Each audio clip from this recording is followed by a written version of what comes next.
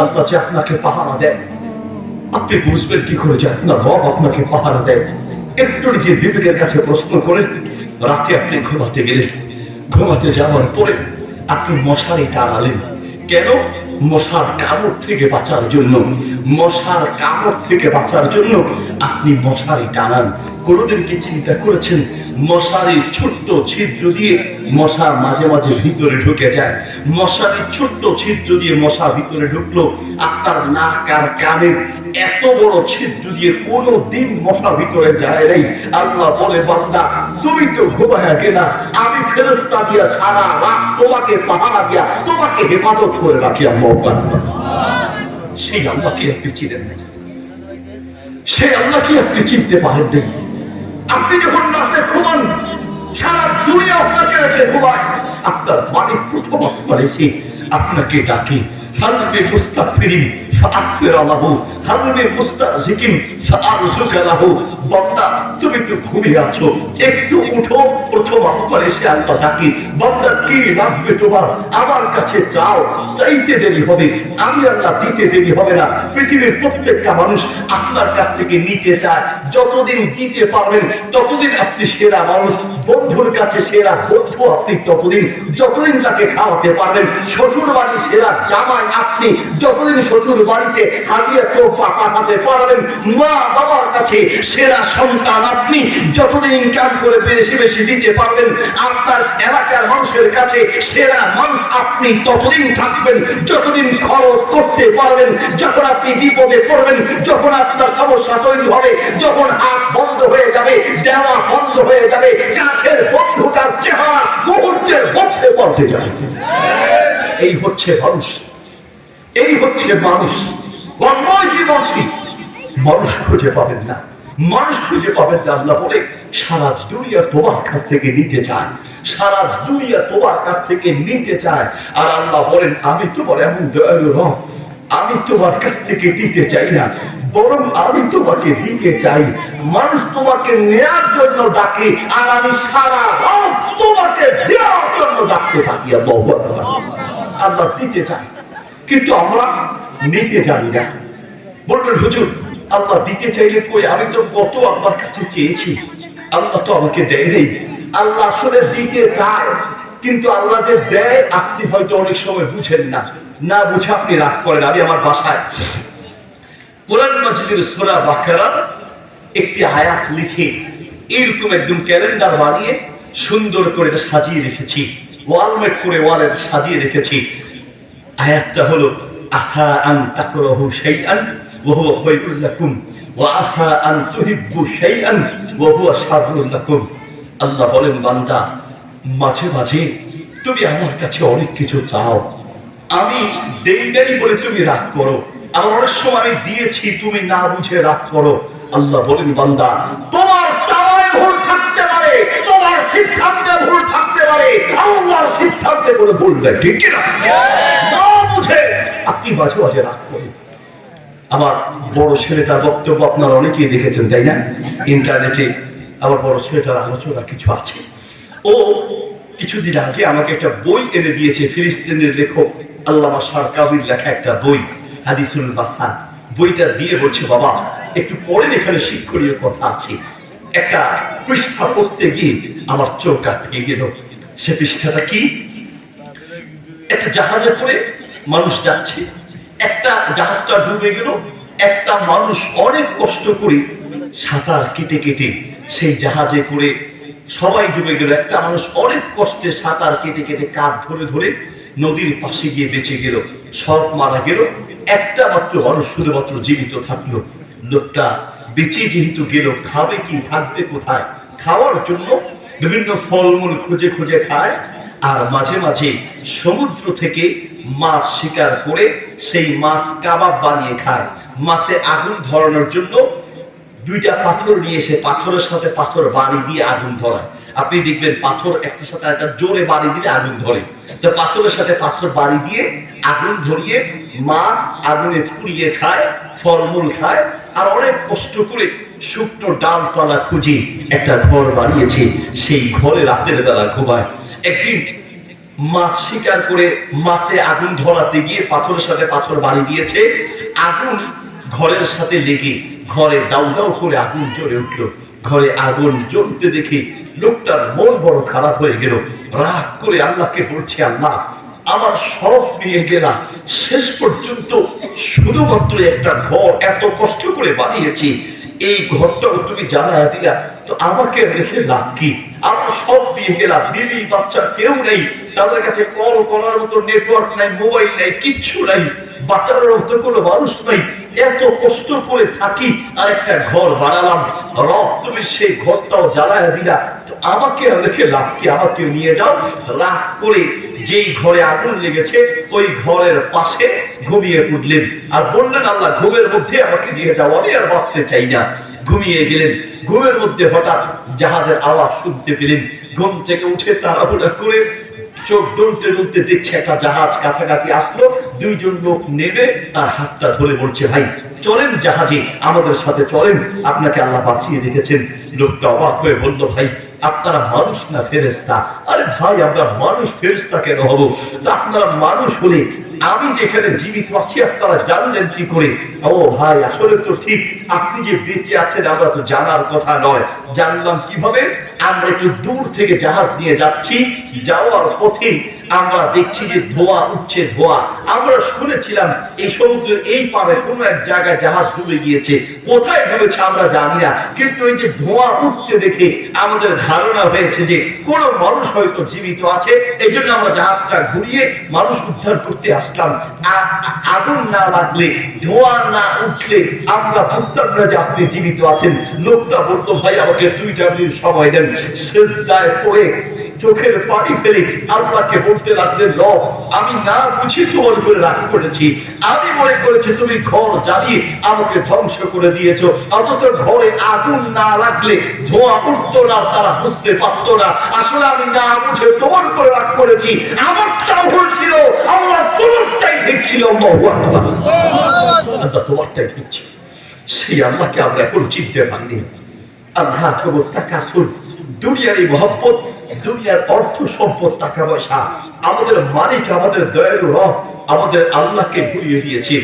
আমাকে এক মাহফিল, বিভিন্ন মাহফিলের শেষে প্রশ্ন দেয়, এক মাহফিল শেষে প্রশ্ন দিয়েছে, হুজুর বলেন তো দেখি, খাওয়ার পরে আলহামদুলিল্লাহ বলবো, এটা না হয় বুঝতাম যে খেয়েছি, নেয়ামত পেয়েছি, এই জন্য আলহামদুলিল্লাহ বললাম, কিন্তু হুজুর বিশ্বাস করেন একটা জিনিস আমার বুঝে আসে না, কি বাথরুম থেকে বের হয়ে কেন আলহামদুলিল্লাহ বলতে হয়? গোফরানাকা আলহামদুলিল্লাহিল্লাযী, বাথরুমে গিয়ে খারাপ কাজ করলাম, প্রস্রাব করলাম, পায়খানা করলাম, সেই বাথরুম থেকে বের হয়ে আবার আলহামদুলিল্লাহ কেন বলতে হয়? আমি বললাম বাথরুম থেকে বের হয়ে কেন আলহামদুলিল্লাহ বলতে হয় সেই দিনে বুঝবেন, যেই দিনে প্রস্রাব পায়খানা আটকে যাবে সেই দিন বুঝবেন আপনার মধ্যে আল্লাহর কত বড় নিয়ামত ছিল। যেই দিন প্রস্রাব পায়খানা আটকে যাবে সেই দিন বুঝবেন আল্লাহর কত বড় নিয়ামতের মধ্যে ছিলেন, ঠিক কি? সেই দিন আপনি বুঝবেন যেদিন প্রস্রাব পায়খানা আটকে যাবে।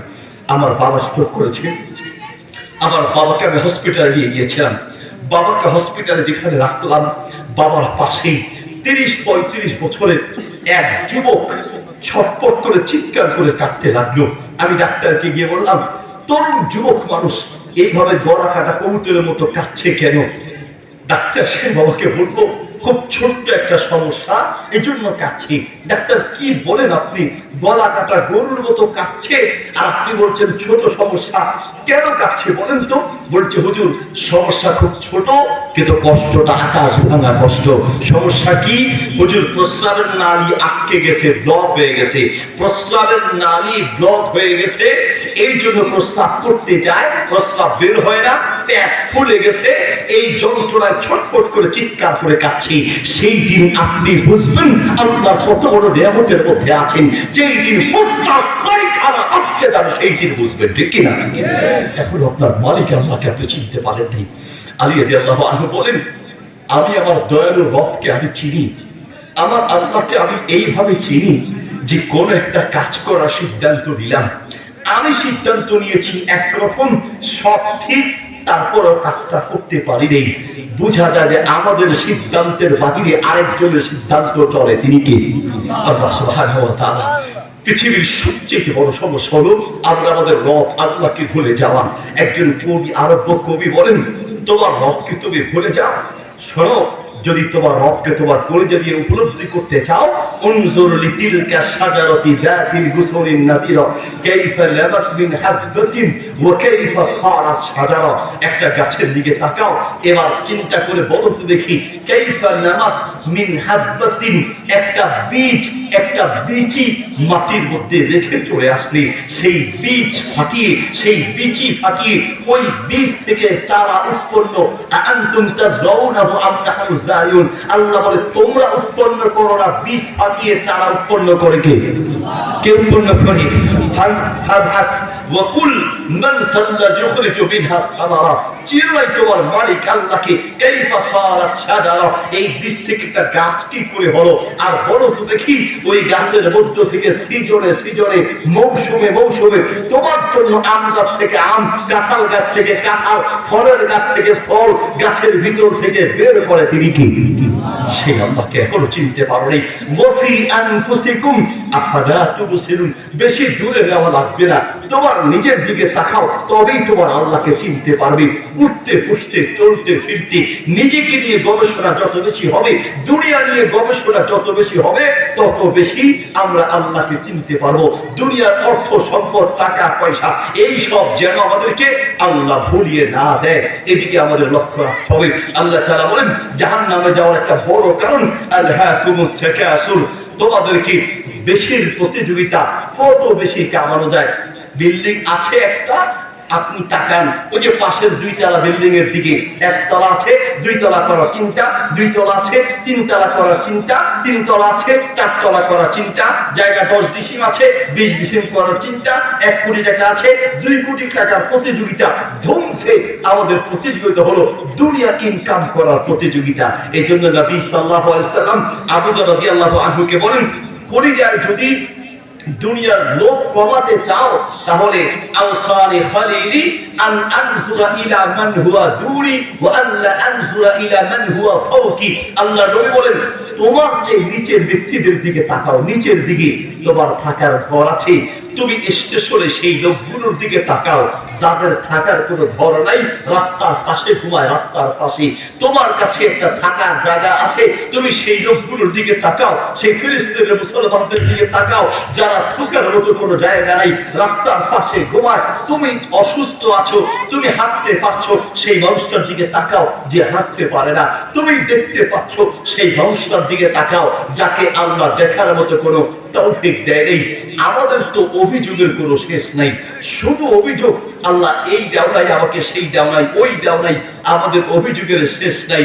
আর অথচ আল্লাহু আকবার, ইন্টারনেটে সার্চ দিয়ে পাবেন, পেন কিলার লিখে সার্চ দেন, উইকিপিডিয়াতে পাবেন।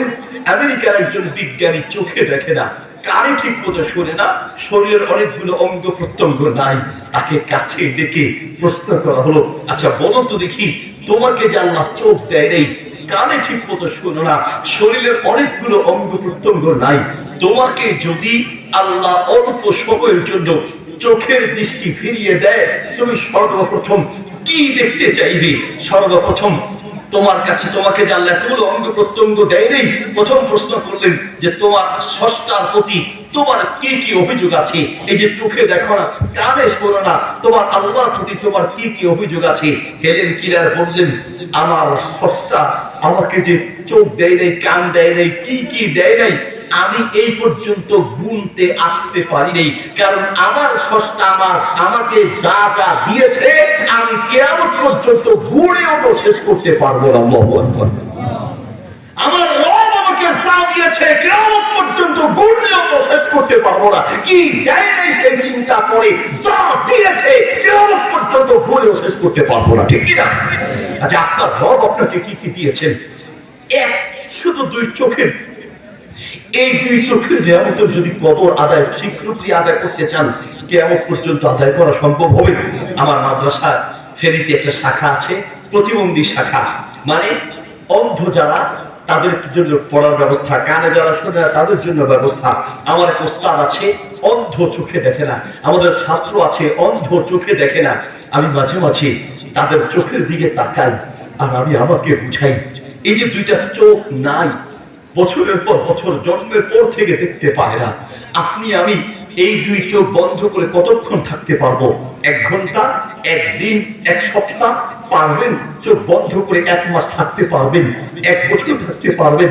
পৃথিবীতে আপনার আমার মতো এরকম সুঠাম দেহের কত মানুষ আছে, কিন্তু দুইটা চোখে দেখতে পায় না। নিজের পরিচয় টুকরা ছেলে মেয়ে, আত্মীয় স্বজন, বিবি বাচ্চার দিকে তাকাইতে পারে না। সেই তুলনায় আপনি কত ভালো আছেন নিজের বিবেকের কাছে আপনি প্রশ্ন করেন।